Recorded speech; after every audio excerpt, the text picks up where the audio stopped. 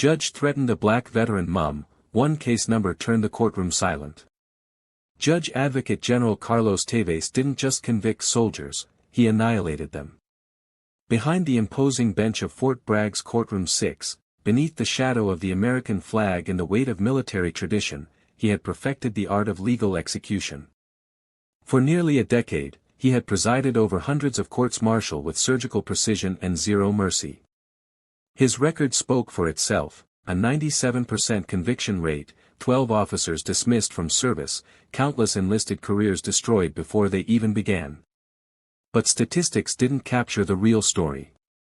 Those who knew Tevez understood something darker. He didn't just enforce the uniform code of military justice. He enjoyed breaking the men and women who stood before him, watching their faces crumble as he stripped away their ranks, their honor, their futures. Standing at rigid attention before this judicial predator was Captain Angela Merkel, a highly decorated Army intelligence officer, a Bronze Star recipient, a Purple Heart veteran, and a single mother fighting not just for her career but for custody of her 8-year-old daughter. To the packed gallery behind her, she looked like every military defendant, alone, outmatched, and already defeated. To Judge Tevez, glaring down from his elevated throne with barely concealed contempt, she was just another name to add to his wall of conquered souls, another black woman in uniform who had dared to challenge the system and would now pay the price. What neither Tevez nor anyone else in that hushed courtroom could have known was that 7 years earlier, on a classified night at Forward Operating Base Kandahar, Captain Merkel had witnessed something that connected her to the judge in ways that would shatter his untouchable empire. And when she finally broke her silence, when she whispered a single case number, CM 2018-4721, across that silent courtroom, the most powerful military judge at Fort Bragg would discover that some secrets refused to stay buried, and some soldiers refused to stay broken. The envelope arrived on a Tuesday afternoon, delivered by a stone-faced MP corporal who refused to meet Angela's eyes. She was standing in the parking lot of Meadowbrook Elementary, waiting with the other mothers for the 3:15 bell, when he approached. The official seal of the United States Army gleamed under the North Carolina sun. Her hands trembled as she tore it open. Court-martial. Fort Bragg. 7 days. Zara came running out moments later, her backpack bouncing, a drawing of a superhero clutched in her small fist. "Mommy, I drew you. See the cape?" Angela pulled her daughter close, breathing in the scent of her hair, fighting the panic clawing up her throat. 7 days. That was all she had left. That night, after Zara fell asleep, the memories she'd buried for 7 years came flooding back. Kandahar Province, 2018. The sweltering intelligence office at FOB Lightning. She'd been 25, newly promoted to captain, and 6 months pregnant with Zara. Working the night shift, she'd processed a classified incident report that made her blood run cold: 3 soldiers killed in what was officially labeled an enemy ambush. But the ballistics data didn't match. The radio transcripts told a different story. Friendly fire. An artillery unit commanded by Lieutenant Bradley Stanton, son of a 2-star general, had called in coordinates on their own men. Captain Carlos Tevez, a rising JAG prosecutor, had been assigned to investigate. Angela watched him spend 48 hours burying evidence, reclassifying deaths, and closing the case with surgical efficiency. When she tried to speak up, he cornered her in the supply room. "You're pregnant, Captain. You want your baby born while you're fighting a losing battle against a general? Think about what matters." She'd thought about it. She'd chosen silence. She'd chosen her daughter. Now Colonel Marcus Reed, the married officer whose advances she'd rejected 3 months ago, had manufactured charges against her. And the judge assigned to her case was Carlos Tevez. Some choices, she realized, only delayed the reckoning. Angela stood before the full-length mirror in her base housing apartment, fastening the brass buttons of her Army service uniform with mechanical precision. Each ribbon on her chest represented a piece of her soul left on foreign soil: the Bronze Star from Mosul, the Purple Heart from Helmand Province, the Combat Action Badge earned under fire. Today, they would serve as armor. Zara sat on the bed behind her, legs swinging, watching with the innocent confusion of an 8-year-old who didn't fully understand why Mommy kept crying at night. "Are you going to work, Mommy?" "Something like that, baby." Angela knelt down, pulling her daughter close. "I need you to know something. No matter what happens, no matter what anyone says, I love you more than anything in this world. And I'm fighting for us. Understand?" Zara nodded, her eyes too serious for a child. Angela had set up her phone on the dresser, recording a video message she prayed her daughter would never need to watch. In it, she explained everything, the truth about Kandahar, the cover-up, the threats, and why she had to finally break her silence. She encrypted the file and sent it to 3 trusted addresses with instructions to release it if she disappeared.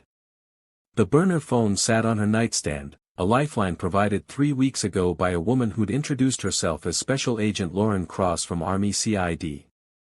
"We've been investigating Judge Tevez for 3 years, Cross had said, her voice low and urgent in a coffee shop off base.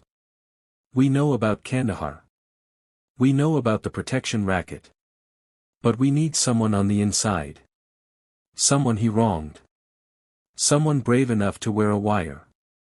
Angela picked up the phone now, sent a single text, "It's time." The response came instantly, "We're ready. Bring him down." She took one last look at Zara, memorizing her face, then walked out the door to face her reckoning. She took one last look at Zara, memorizing her face, then walked out the door to face her reckoning. Courtroom 6 at Fort Bragg was designed to intimidate. Oak panels lined the walls, the American flag stood sentinel beside the judge's elevated bench, and the seal of the Judge Advocate General's Corps gleamed like a warning above the doorway. Angela entered at 0800 hours sharp, her posture rigid, her medals catching the harsh fluorescent light. The gallery was already packed. Military personnel, JAG officers, and curious onlookers filled every bench. And there, in the back row, sat Colonel Marcus Reed. His smirk was a weapon all its own. Angela took her seat at the defendant's table beside Captain Lewis, her assigned defense attorney, a junior JAG officer who looked like he'd rather be anywhere else. He'd barely reviewed her case file, barely returned her calls. Now she understood why. He was part of the machinery designed to grind her down. Judge Tevez entered through a side door, his black robes flowing like an executioner's cape. The bailiff barked, "All rise," and the room snapped to attention. Tevez surveyed his domain with the cold satisfaction of a man who had never lost control of his courtroom. For the next 2 hours, Angela watched him work. A young private accused of being late to formation was reduced to tears as Tevez berated him for disrespecting the uniform. A staff sergeant facing charges over a disputed equipment shortage tried to present evidence of administrative errors, but Tevez cut him off mid-sentence. "I don't care about your excuses, Sergeant. You failed. Guilty. 30 days confinement, reduction in rank." Each verdict was delivered with cruel efficiency. Each defendant left the courtroom broken. Then it was Angela's turn. "Captain Merkel," Tevez's voice dripped with disdain. "You stand accused of willfully disobeying a direct order from a superior officer. How do you plead?" Angela met his eyes. "Not guilty, sir." His smile was predatory. "We'll see about that." The prosecution presented its case with practiced ease. Colonel Reed took the stand, his voice measured and authoritative as he described Angela's alleged insubordination during a training exercise. He painted her as unstable, emotional, unable to follow the chain of command.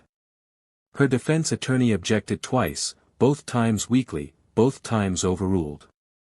When Angela's turn came to present evidence, text messages proving Reed's harassment, witness statements from fellow soldiers confirming his predatory behavior, documentation showing the charges were fabricated, Tevez barely glanced at them. "Irrelevant," he said, pushing the stack of papers aside. "Captain Merkel, your personal grievances don't excuse disobeying orders. The evidence is clear. You refused a direct command. Because it was unlawful, sir.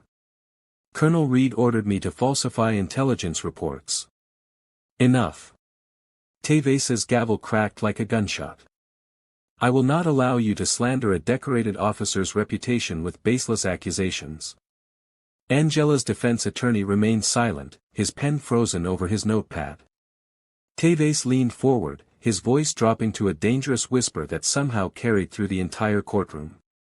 Captain Merkel, you are guilty. I'm recommending dishonorable discharge and 6 months confinement.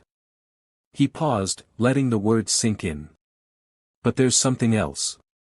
He produced a document from beneath his bench, his eyes gleaming with malicious satisfaction.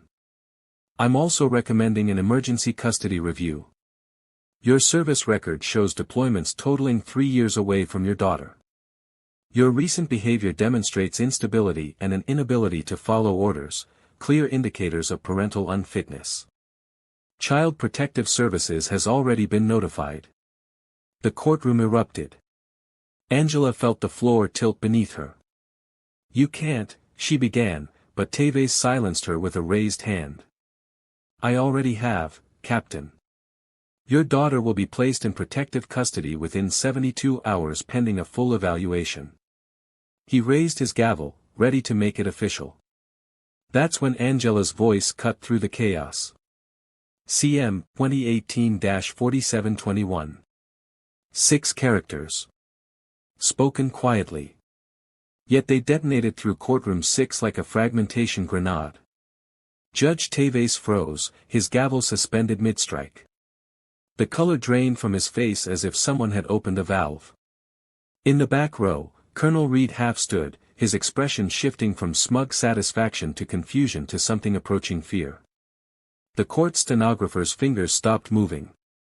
The bailiff turned, his hand instinctively moving toward his sidearm. Spectators leaned forward, sensing the shift in the room's atmosphere but not understanding it. What did you say? Tevez's voice cracked on the last word. Angela remained at attention, her voice steady now, louder. Case number CM 2018-4721. Forward Operating Base Kandahar. October 12, 2018. 3 soldiers killed. Official cause of death, enemy fire.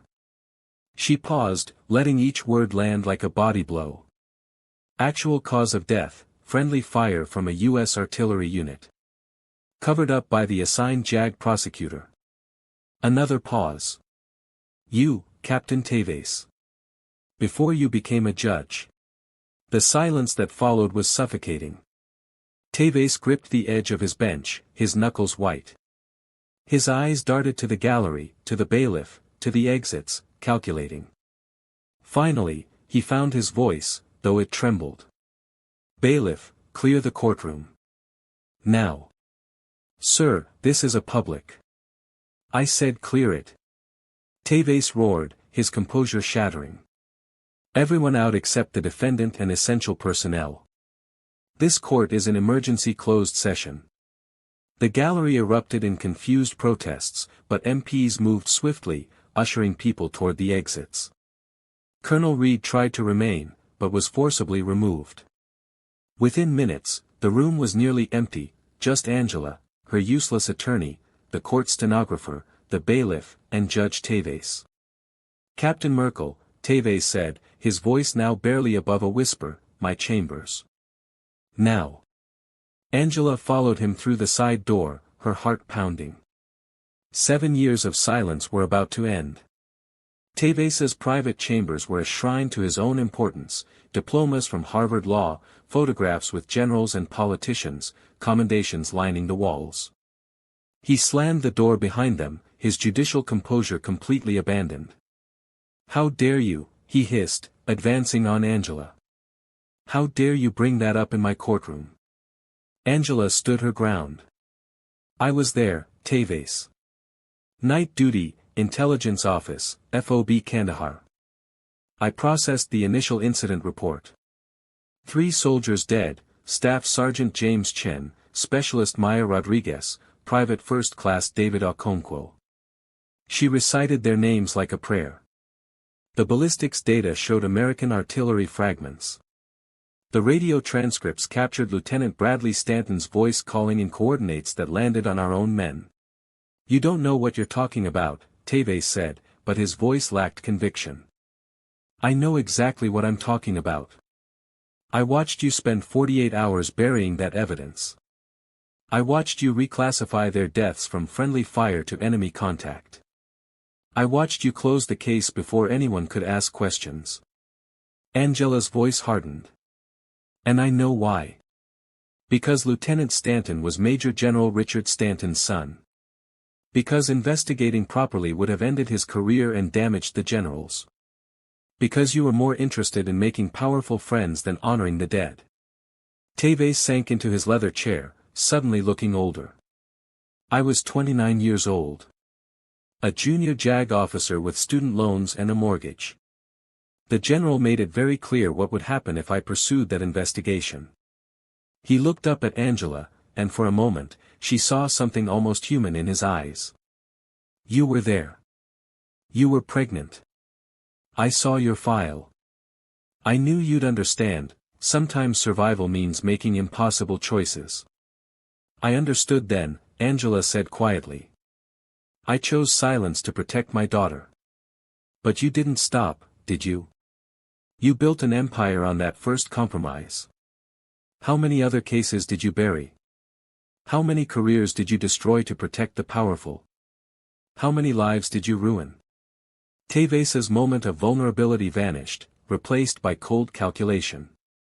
"Let's talk about choices, Captain." Tevez stood, moving to the window overlooking the Fort Bragg parade grounds. "You made yours 7 years ago. You chose your daughter over 3 dead soldiers. You chose comfort over conscience. And now you want to judge me?" The words stung because they were partially true. Angela had lived with that guilt every single day. "But here's what you don't understand," Tevez continued, turning to face her. "I'm not some small-time operator. I have connections that reach the Pentagon. I have files on everyone, every dirty secret, every career-ending mistake, every compromise. You think you can bring me down with a 7-year-old case?" He laughed, a bitter sound. "I'll destroy you first. I'll have your daughter in foster care by sundown. I'll make sure you're dishonorably discharged and unemployable. Or," Angela interrupted, her voice calm, "we can end this another way." Tevez paused, suspicious. "What are you proposing? You drop all charges against me. You recommend me for promotion. You provide a letter stating that Colonel Reed fabricated these charges due to personal animus. And you guarantee my daughter stays with me. And in exchange, I walk away. I forget Kandahar. I never speak of case CM 2018-4721 again." Tevez studied her face, searching for the trick. Finding none, he moved to his desk and pulled out a checkbook. "I can do better than that. Full exoneration. Promotion to major. Guaranteed custody. And $250,000 from a legal defense fund I control." He began writing the check. "No one needs to know where it came from. Consider it compensation for your silence." Angela watched him sign his name with a flourish. He held out the check, smiling now. "Take it, Captain. Walk away. Protect your daughter. Isn't that what you've always done?" She took the check, looked at it for a long moment, then slowly tore it in half. Then in quarters. Then into tiny pieces that fluttered to the floor like snow. Tevez's smile vanished. "You're making a mistake." "No," Angela said. "I'm fixing one. Who's going to believe you?" Tevez's voice rose, desperation creeping in. "A disgraced captain facing court-martial versus a military judge with an impeccable record? I'll say you're lying, that you're mentally unstable, that you fabricated everything out of spite. No one will listen." Angela's response was quiet, almost gentle. "They already are." She unbuttoned her uniform jacket, revealing the small recording device taped to her ribcage, its red light blinking steadily. Every word you've said in this room. Every admission. Every threat. All of it recorded and transmitted in real time. The color drained from Tevez's face for the second time that day. No. That's not, you can't. The chamber doors exploded inward. CID agents in tactical gear poured through, weapons drawn, voices shouting commands. Hands where we can see them. Down on the ground. Now. Tevez stumbled backward, his hands raised, his face a mask of disbelief. Behind the tactical team came a woman in a crisp army uniform, 2 silver stars gleaming on her shoulders. Major General Sarah Morrison, commander of Army Criminal Investigation Division. Judge Advocate General Carlos Tevez, Morrison said, her voice carrying the weight of absolute authority, you are under arrest for obstruction of justice, conspiracy, conduct unbecoming an officer, and violations of Articles 92, 107, and 133 of the Uniform Code of Military Justice. This is insane, Tevez protested as CID agents handcuffed him. I'm a military judge. You can't. We can, and we have, Morrison cut him off. She turned to Angela, her expression softening slightly. Captain Merkel, you did well. We've been building this case for 3 years, waiting for the right moment. You gave us everything we needed. Through the open door, Angela could see MPs arresting Colonel Reed in the hallway, his earlier smirk replaced by shock. Other officers were being detained throughout the courthouse, Tevez's network, all falling simultaneously. As they led Tevez away, he looked back at Angela one last time. You've destroyed us both. No, Angela said. I've just finally honored the dead. 6 months later, Angela, now Major Merkel, drove through the quiet suburbs of Sacramento, California. The address was written on a piece of paper in her passenger seat, the home of Margaret Chen, mother of Staff Sergeant James Chen. It was the first of 3 stops she would make this week. Mrs. Chen answered the door, her face lined with the particular grief that comes from losing a child to war. Angela stood in her dress uniform, a small wooden case tucked under her arm. Mrs. Chen, my name is Major Angela Merkel. I served in Afghanistan. I'm here to talk to you about your son. Over tea in a modest kitchen, Angela told the truth. Not the sanitized version from the official casualty notification, but the real story. The friendly fire. The cover-up. The young JAG prosecutor who buried the evidence to protect a general's son. And her own 7 years of cowardice. I'm so sorry I waited this long, Angela said, her voice breaking. Your son didn't die because he wasn't good enough.